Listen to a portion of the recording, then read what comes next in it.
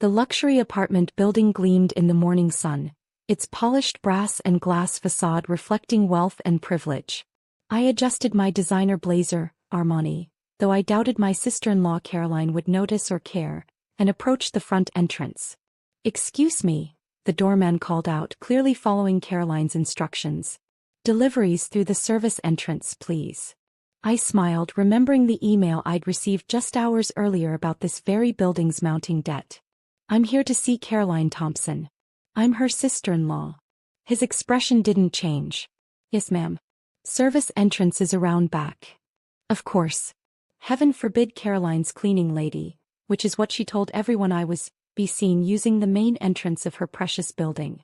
If she only knew I owned the bank that held her mortgage. "Very well," I said quietly, turning toward the alley that led to the service entrance.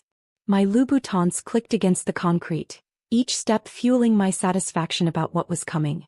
The service entrance was exactly what you'd expect: utilitarian, gray, hidden from the view of the building's wealthy residents. A fitting metaphor, really, for how Caroline and my brother James had treated me for the past decade. "You're late," Caroline snapped as she opened the door, her designer kaftan floating around her like an overpriced cloud. "The bathroom needs attention and we're having guests for dinner." I stepped into their penthouse apartment, taking in the expensive furnishings that were all leveraged to the hilt. The art on the walls copies, though Caroline claimed they were originals. The antique vases reproductions she'd bought at auction, passing them off as authentic. "Actually," I said, setting my briefcase on their marble counter, "I'm not here to clean." Caroline's perfectly Botoxed forehead attempted to furrow. "What do you mean? James said you needed the work. After that embarrassing business with your investment company failing." Yes, the story James had spread through the family. His little sister's failed attempt at finance, now reduced to cleaning houses. He'd conveniently left out the part where my failed company had been acquired for 8 figures, allowing me to quietly buy into one of the largest banking conglomerates in the country. About that, I opened my briefcase, extracting a folder. "We need to discuss your mortgage." "My mortgage?" She laughed, the sound as fake as her designer bags. "Why would I discuss my mortgage with the help?" "Because," I said, laying out the documents, "First Metropolitan Bank is calling in your loan. All of them, actually." The color drained from her face as she recognized the bank's letterhead. "What are you talking about?" "We have an arrangement with First Metropolitan." "Had an arrangement," I corrected. "The bank's new ownership has different policies regarding high-risk borrowers." "New ownership?" Her voice rose an octave. "Since when?" "Since I bought controlling interest 6 months ago." The sound of breaking ceramic drew our attention. James stood in the doorway, the remains of his coffee mug scattered at his feet. "Elena." His voice cracked. "What are you doing here?" "Hello, brother dear," I smiled. "I was just explaining to Caroline about the changes at First Metropolitan. You know, the bank holding your numerous mortgages, business loans, and..." I checked the papers. Quite a few personal loans as well." James stepped forward, his expensive loafers crunching on ceramic shards.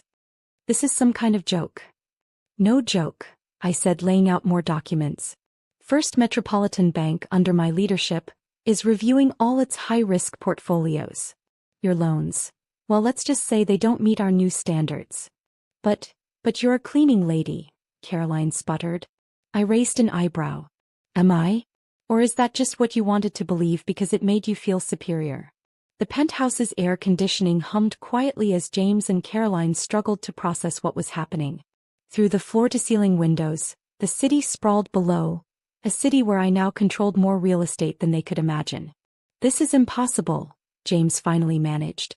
"The cleaning service was a convenient story you made up," I finished for him.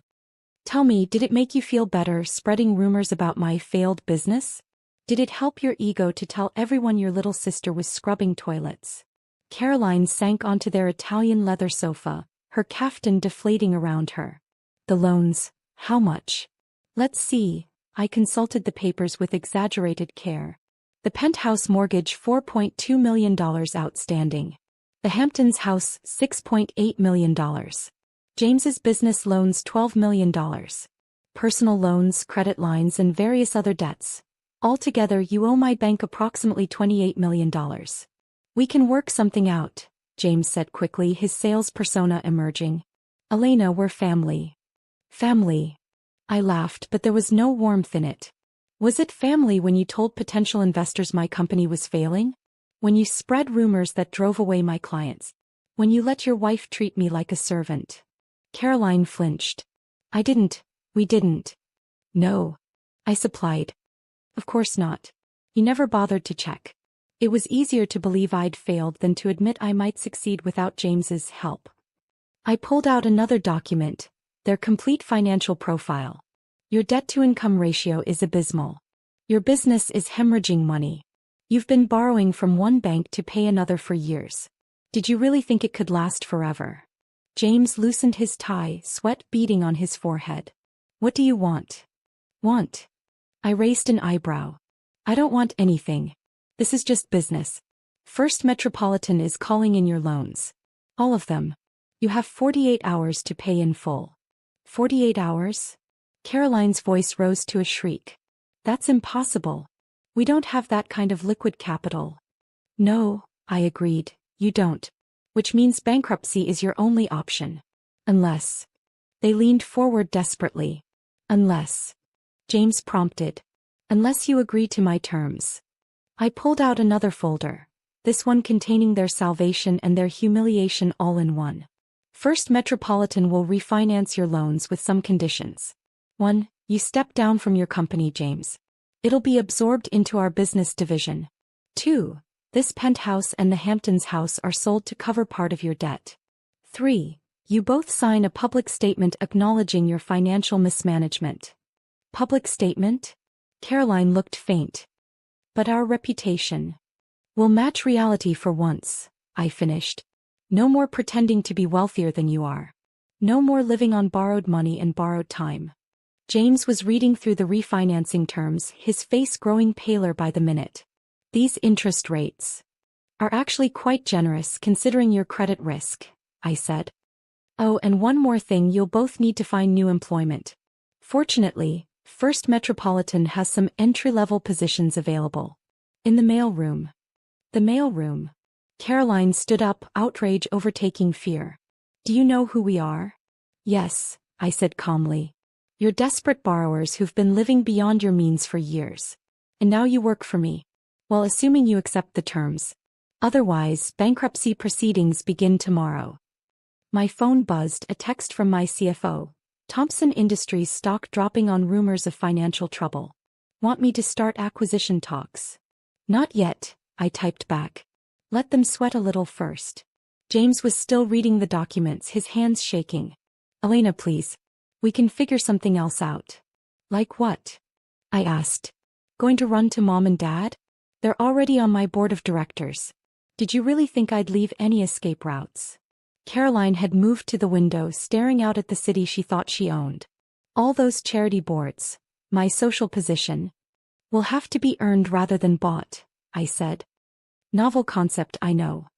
My phone buzzed again, this time from building management. New entrance protocols in effect as requested. Oh, by the way, I added, gathering my papers, I've instructed the doorman that you'll be using the service entrance from now on. The front door is for residents who actually pay their bills. The poetic justice wasn't lost on anyone. You're enjoying this, James accused. Enjoying watching your perfectly crafted facade crumble? Watching you realize that your failed sister now owns your fate. I smiled. Yes, I rather am. Standing up, I straightened my blazer. You have until tomorrow morning to decide. Bankruptcy or employment, your choice. Though I should mention the bankruptcy option includes a full audit of your finances. I'm sure the IRS would be very interested in some of your creative accounting.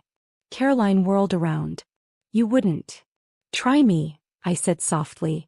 I've spent years watching you two look down on me, treat me like a servant, spread rumors about my failures. Now you get to experience what real failure feels like. My phone buzzed one final time, my driver announcing he was waiting outside. The service entrance, of course.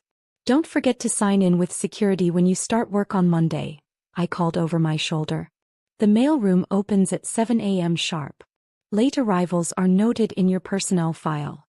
As I walked toward the service entrance for the last time, I heard Caroline burst into tears and James swearing under his breath.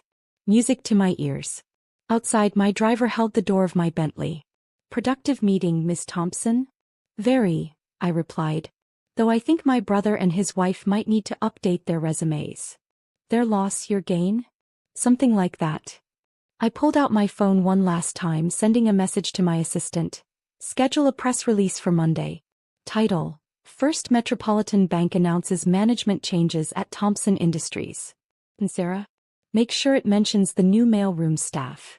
As we pulled away from the building using the main driveway, naturally, I caught a glimpse of James and Caroline watching from their window. By this time next week, they'd be moving out of that penthouse, trading their designer clothes for business casual, learning how to sort mail for a living. The best revenge I'd discovered wasn't just success. It was success combined with the perfect opportunity to show your doubters exactly who they'd been looking down on. My phone started buzzing with messages. Other banks suddenly interested in selling their Thompson Industries debt, social climbers trying to distance themselves from James and Caroline, charity boards quietly asking about their pledges. The house of cards was falling and I had front row seats. Another text from my CFO. Thompson Industries stock down 40%. Ready to start acquisition talks now? I smiled, typing back. Not yet. Let's wait until they're sorting mail in our basement. Then we'll buy their company for pennies on the dollar. Success, like karma, is a dish best served cold. And sometimes the best way to serve it is through the service entrance. One final reminder of how far they'd fallen and how high I'd risen. As for James and Caroline, well, I hear the mailroom has excellent opportunities for advancement. In about 20 years. After all, everyone has to start somewhere. Even if that somewhere is at the bottom of the corporate ladder they thought they owned. Welcome to my world, dear family. The service entrance is around back.